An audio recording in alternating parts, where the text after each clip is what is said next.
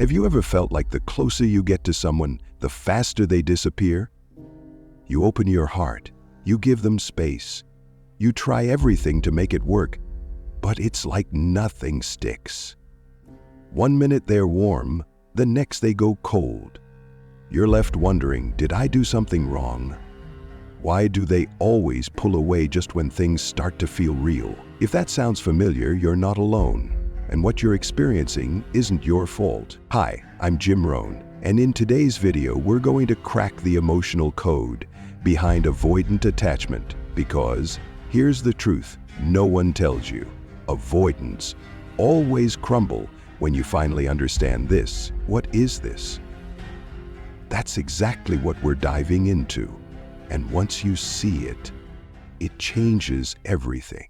I'm talking about the hidden pattern that drives avoidant behavior, the unspoken fear that keeps them distant, the subconscious strategy that makes them seem cold, indifferent, even cruel. But more importantly, I'm going to show you the shift that flips the script, not by chasing, not by begging, not by overthinking, but by finally stepping into your power. Because the moment you stop playing their game and start seeing through the mask, is the moment everything starts to shift in your favor. In the next few minutes, I'll walk you through the psychology they don't want you to know, the truth they try to hide, even from themselves, and why it always falls apart when you stop reacting and start reclaiming your emotional energy. But before we dive deep, take a second to subscribe to this channel. If you've ever felt exhausted by one-sided relationships, confused by mixed signals, or drained by emotional unavailability, this channel was made for you. Hit that subscribe button and turn on notifications so you never miss the truth that sets you free. Let's get into it. One of the most revealing shifts in your healing journey is when you begin to really see what's behind avoidant behavior. Not the polished surface, but the architecture beneath it. On the outside, an avoidant person might look composed, maybe even confident. They often give off this vibe of self-reliance, like they don't need much from anyone. But when you start looking more closely, you realize something critical. That calm exterior isn't a sign of emotional strength. It's a carefully constructed defense system. Not because they've mastered their feelings, but because they've become experts at avoiding them. Avoidants often come from environments where emotional needs were minimized, criticized, or met with inconsistency. Over time, they learned that vulnerability isn't safe. It's something to hide, escape, or shut down. So they build emotional walls, not because they don't feel, but because they feel too much and it's overwhelming. What looks like independence is often just a survival mechanism, a way to avoid the messiness and unpredictability of real closeness. But here's what matters. Those defenses may protect them from emotional chaos, but they also block genuine connection, and sooner or later, the weight of that disconnection becomes too much. The structure starts to crack. Because emotional distance isn't sustainable when your deeper needs keep showing up, whether through loneliness, failed relationships, or that gnawing sense of emptiness. True resilience isn't about shutting down, it's about facing your inner world even when it's uncomfortable. It's being able to say, yes, that hurt, or yes, I wanted more. Avoidants rarely go there, not because they're incapable, but because the emotional cost feels too high. So instead, they withdraw. They say, I'm fine, when they're not. They vanish instead of talking it through. And what they're really doing is avoiding not just you, but themselves. That's not strength. That's fear in disguise. And the moment you understand this, not just intellectually, but deep in your bones, you stop blaming yourself for their distance. You stop chasing, and you start reclaiming your own emotional clarity. When emotional intimacy begins to deepen, avoidants often resort to subtle but powerful tactics to create space.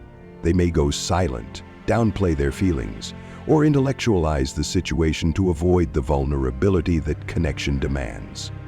These strategies, while seemingly effective in the moment, slowly become counterproductive. Why? Because beneath that armor is still a human being wired for attachment. Someone who, despite all their efforts to suppress it, still longs for closeness, understanding, and emotional safety. So when their partner finally stops chasing, or when no contact sets in, those buried attachment needs don't disappear, they resurface. And often the avoidant has no real tools to deal with them. This is the paradox that so many people miss. Avoidants don't collapse because they lack strength. They crumble because they built defense mechanisms instead of resilience. Their emotional framework wasn't forged through the healthy discomfort of feeling and integrating emotion. It was built by dodging it. And eventually that avoidance catches up. The walls start to crack, not from outside pressure, but from the internal weight of unmet emotional needs and prolonged isolation. Inside, many avoidants feel emotionally stunted, disconnected, or even ashamed of their inability to build and sustain intimacy. They don't always show it, but that internal dissonance is real. What was once designed to protect them, emotional detachment, now keeps them from accessing life's deepest rewards. True strength isn't about control or avoidance. It's about leaning into discomfort, practicing emotional regulation, and having the courage to be seen for who you are, even if it risks pain. Avoidants don't fail at love because they're broken. They rely on a coping strategy that once kept them safe, but now sabotages their capacity to connect.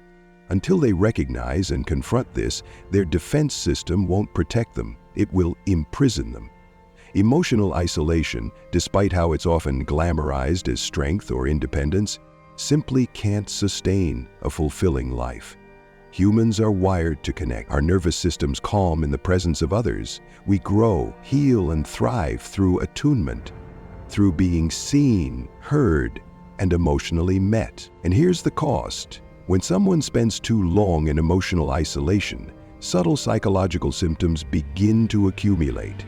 It might start as restlessness, vague dissatisfaction, or an inability to be fully present. At first, solitude feels freeing, less pressure, fewer demands, more control. But this freedom comes with a price, a quiet, creeping sense of emptiness. No one can abandon you if you never let them in. No one can hurt you if you keep your core guarded. But the price of that safety is depth, intimacy, growth, joy, and over time, that hollow space becomes impossible to ignore. No matter how convincing their logic may be, the body always keeps score. The nervous system knows when it's starving for connection, even if the mind insists everything's under control. Emotional isolation doesn't just cut someone off from others, it also cuts off the feedback loops that are essential for growth. In real relationships, we learn who we are. We bump into our blind spots. We confront patterns. We begin to feel into our capacity for love and recognize the wounds we still carry. But someone with an avoidant attachment style tends to shut those mirrors down, not because they don't care, but because those mirrors reflect things they've spent years trying not to see. They miss out on the emotional expansion that comes from being deeply known. What looks like peace on the outside is often stagnation on the inside, a subtle kind of emotional malnourishment. And over time, that stagnation doesn't just go away, it compounds. Eventually, emotional isolation starts to manifest as symptoms that are harder to ignore. Low mood, anxious thoughts, existential fatigue, a sense of disconnection not only from others but from themselves. Life starts to feel muted, like they're watching it through a foggy window. The worst part? That inner collapse doesn't usually happen through introspection. It happens through loss. It's when someone finally walks away, when the chase ends, when no one's trying to get in anymore. And suddenly, the cracks in their armor aren't just metaphorical. They're felt, somatically. The walls that once gave them a false sense of security now feel like barriers to life itself. Real emotional well-being doesn't mean being available 24/7 or dependent on constant reassurance. It means being able to engage authentically, to connect, disconnect, and reconnect without fear. For the avoidant, healing begins not with pushing harder, but with realizing that the walls they've built for safety are the same walls that have kept joy, intimacy, and emotional nourishment out. Just because there's no pain doesn't mean there's peace. Numbness is not the same thing as healing, and a life without connection, no matter how controlled, eventually becomes a life without meaning. Even the most emotionally distant person can't outgrow their need for relational warmth, because underneath the avoidant's quiet surface is a highly sensitive, often hyper-vigilant nervous system, always scanning for threats, always managing closeness, always staying a few steps away from vulnerability. So when someone finally stops chasing, when they go quiet, grounded, and emotionally unavailable in a calm, self-respecting way, it's not just noticed, it's felt deeply. Not always with big gestures or visible drama, but in the silence of their inner world. That silence is louder than words. It shakes the foundation they've built their identity on, and suddenly they begin to ask questions they never asked before. Why aren't you reaching out? Did I lose them? What if this time they're really gone? That's where the internal shift begins, not from pressure, but from absence. Avoidants are used to one thing: pulling away and being followed. That push-pull rhythm, where they retreat and someone tries to pull them back in, becomes a pattern that reinforces a very specific belief: that intimacy is dangerous, but manageable. As long as they're in control of the emotional distance, everything feels safe. But when that cycle is interrupted, when they retreat and no one comes after them, it rattles their internal system. Quiet detachment isn't dramatic. It doesn't beg or demand. It just removes the emotional fuel that kept the dynamic running. And that's what makes it powerful. What this calm, consistent distance introduces is something the avoidant doesn't expect: uncertainty. And for someone whose sense of safety comes from emotional predictability and control, that's deeply unsettling. Suddenly, they're not sure what you're feeling. They don't know if you're waiting or if you've let go. That ambiguity is not just uncomfortable, it's destabilizing. Their usual tools, silence, retreat, cold logic, don't work anymore. What once created space now echoes with confusion. The silence doesn't soothe, it stirs doubt. And here's the irony: avoidants often use emotional unavailability as armor, but when that same energy is mirrored back to them, not as punishment, but as self-respecting distance, it doesn't feel like power, it feels like loss. Their defensive behaviors begin to backfire. The silence that once gave them room now sounds like rejection. The space that once felt like safety begins to feel like abandonment, and for the first time they're forced to sit in the emptiness they've created. But the person who detached didn't need to say anything loud. It's the steadiness that speaks. Not hot and cold games, not reactive silence, just consistent boundaries, grounded in self-worth. And over time, that steadiness becomes a mirror, reflecting the internal chaos the avoidant has spent years hiding beneath their control. Not because they miss drama, but because they begin to feel the cost of something they can't replace: your presence. And yes, avoidants do get triggered by emotional detachment, but not because it manipulates them. It's because it disrupts the emotional script they've always relied on. We often confuse emotional restraint with strength. In a culture that idolizes composure and independence, avoiding vulnerability can be mistaken for emotional maturity.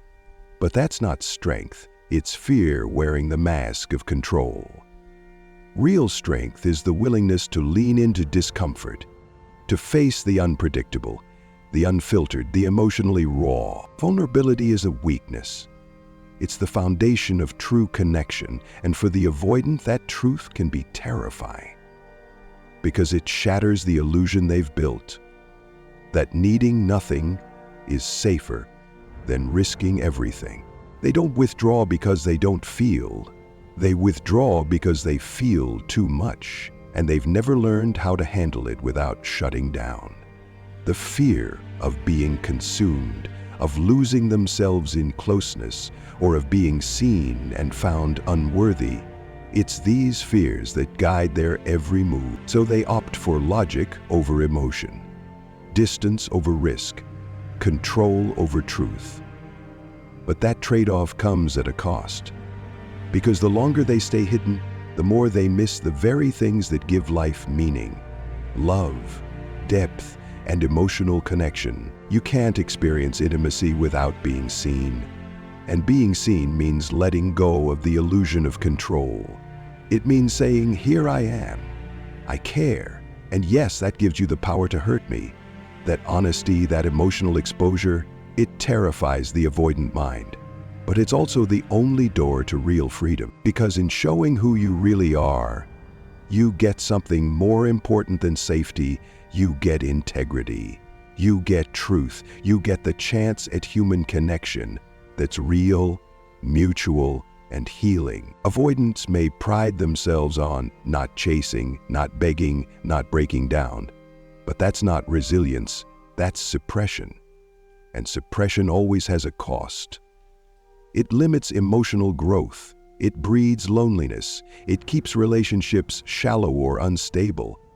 And in avoiding pain, they avoid joy too. Because the truth is, you can't build intimacy from behind a wall, and eventually even the strongest walls begin to feel like cages. True strength isn't found in emotional distance or cold detachment. It's found in the ability to stay open when everything inside of you is screaming to shut down. It's the quiet bravery to say, "I care," even when you don't know if that care will be met.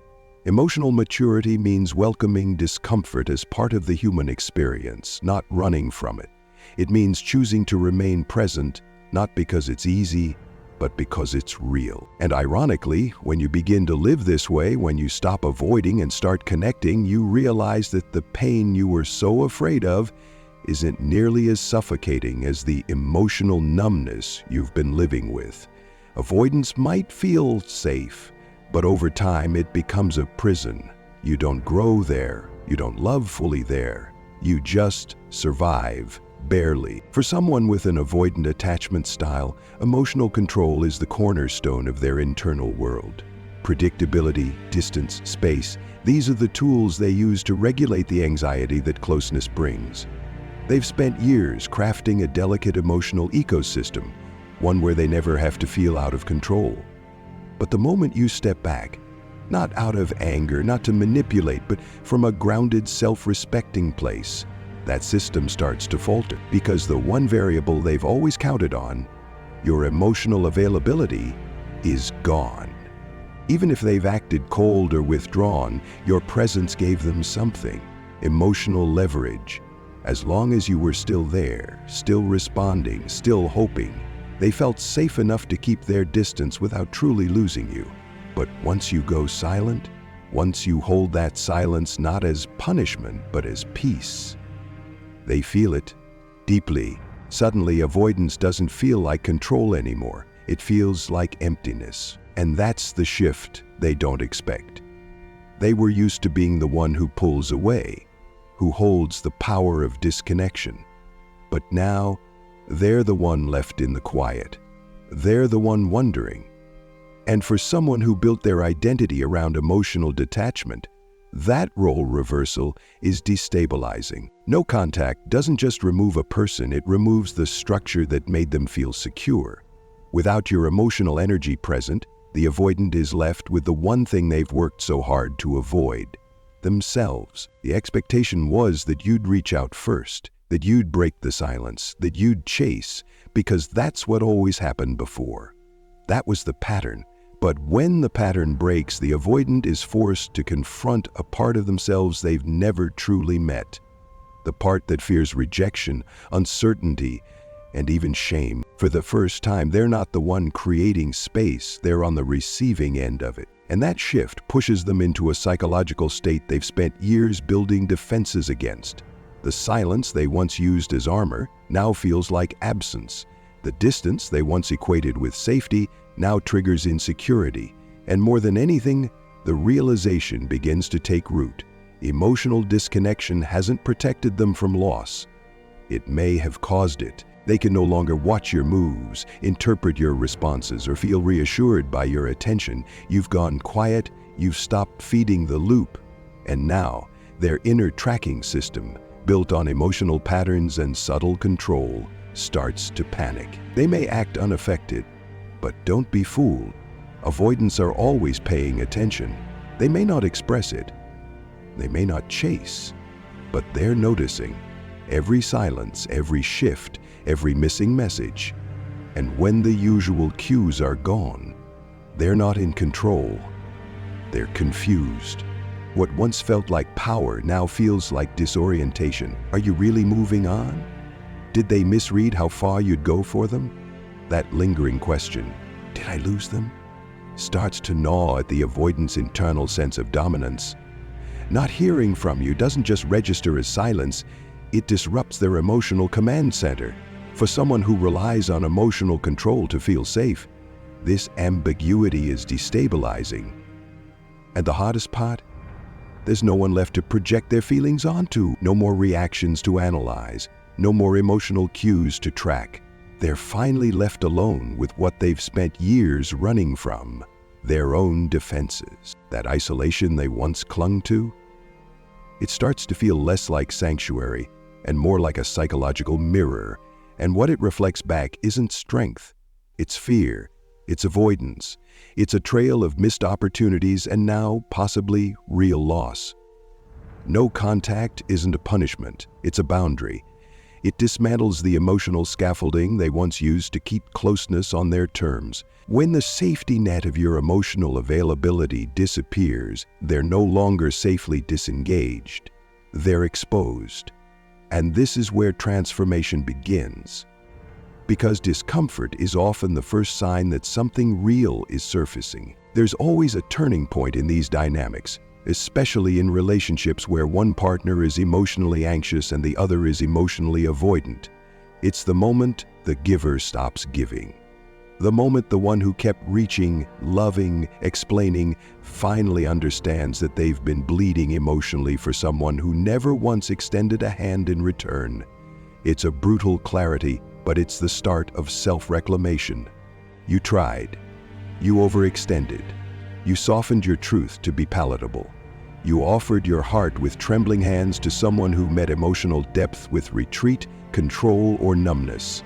And now you see it clearly. That wasn't love. That was a pattern rooted in trauma. One person drowning in feeling, the other building a dam. But when you finally stop, really stop, something powerful happens, not just for them, for you. The emotional hemorrhaging ends, the self-abandonment ends, the quiet ache of trying too hard ends. And what begins is something you've always deserved, clarity. Not just about who they are, but who you are when you're not overfunctioning. Here's the truth. Avoidants may seem detached, but they're not blind. They feel your energy, your presence, your commitment. They may not acknowledge it, but they know it's there. And they retreat not because they don't care, but because that care threatens the fragile structure they use to feel emotionally in control. Your emotional generosity doesn't inspire them. It overwhelms them. It corners them. It forces them to face feelings they've kept locked away. And so they run, not because you did too much wrong, but because what you gave required a level of vulnerability they weren't ready to meet. The tragedy is that we often confuse effort with worth. You believe the more you give, the more likely you are to be chosen, appreciated, seen. But in these dynamics, giving more doesn't bring you closer. It just deepens the emotional imbalance. Because the more you bleed for someone who won't even open their hand, the more you're reinforcing the wrong story. That your love has to cost you something in order to matter. And it doesn't. Stopping the emotional bleed isn't revenge. It's return. Return to self, to truth, to boundaries. You stop chasing a version of love that requires you to shrink in order to keep it. You accept that real love, mutual, present, safe, can't be forced from someone whose emotional blueprint is built around absence. And here's the key: giving your heart to someone who disappears whenever connection deepens isn't a sign of strength. It's a quiet form of self-betrayal. But when you stop making yourself emotionally available to that dynamic, something sacred happens. Space is made for grief, for healing, for rebirth. Maybe the avoidant notices, maybe they don't, but this moment, it's not about them anymore. It's about you, the version of you that no longer trades your dignity for breadcrumbs of attention. The version that stops contorting your soul into something easier for emotionally constipated people to digest, because your peace is not found in proving your worth to someone who can't receive it. It's found in remembering you never had to. At the end of the day, healing from an avoidant dynamic is not about blaming them or changing them. It's about returning to yourself, your clarity, your boundaries, your worth. You've learned that love shouldn't cost you your emotional safety, that giving more isn't always loving more, and that silence, when used as a boundary, can say everything that words never could. If this video resonated with you, I want you to know something. You are not crazy for caring deeply. You're not too much for wanting connection. You were simply offering your love to someone whose nervous system wasn't ready to receive it. And that's not your failure, it's just a mismatch. But now you get to choose differently. You get to choose peace over proving, presence over pursuit, and self-respect over silence. Thank you for staying until the end. That alone shows your strength and your commitment to inner growth. If this message helped you make sense of something heavy in your heart, I invite you to share your thoughts in the comments. Your story might be exactly what someone else needs to hear today. And if you haven't already, make sure to subscribe to the channel. We're building a space here for real conversations about love, healing, and self-worth. Hit the bell so you don't miss the next video. And remember, the most powerful love story you'll ever write is the one you create with yourself. Until next time, take care of your heart. It's always been worth protecting and opening.